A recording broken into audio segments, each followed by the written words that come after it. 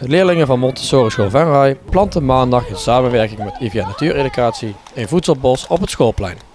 Ja, wij zijn met de kinderen van de Montessori School Venray een voedselbosje aan het aanplanten. Dus zij krijgen echt een klein voedselbosje op een schoolplein die ze zelf gaan verzorgen en waar ze zelf verantwoordelijk voor zijn. En zo leren ze hoe eten ook verbouwd kan worden. Wat hebben jullie vandaag allemaal al gedaan? Nou, we hebben daar allemaal plantjes geplant en daar kan je appels roosteren boven het vuur en dan kan je er nog wat kaneel op doen. En daar kan je kijken naar de wormen of dat ze een voorkant en een achterkant hebben en of dat ze ogen hebben. En dat heb je al gedaan, geloof ik, hè? Hoe was dat? Nou, de wormen vond ik niet zo leuk, want ik vind de wormen maar er vies uitzien en het roosteren vind ik wel leuk en de planten ook.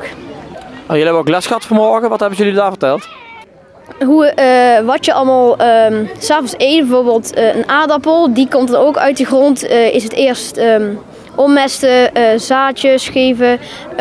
Daarna is het bestrijdingsmiddel eroverheen strooien.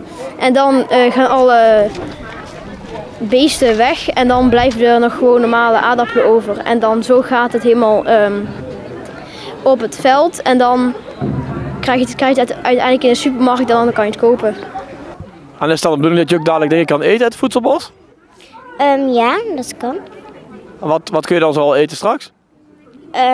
Appels, peren, rabarber, bosbes en nog veel meer.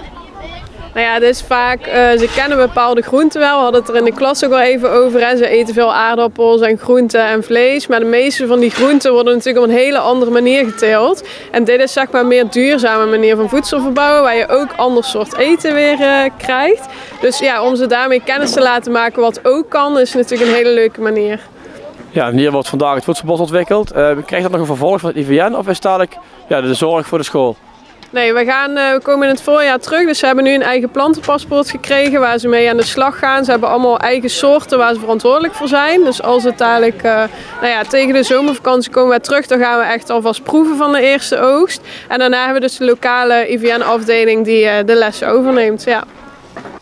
Na afloop werd het informatiebord van Voedselbosje Maria onder luid applaus onthuld.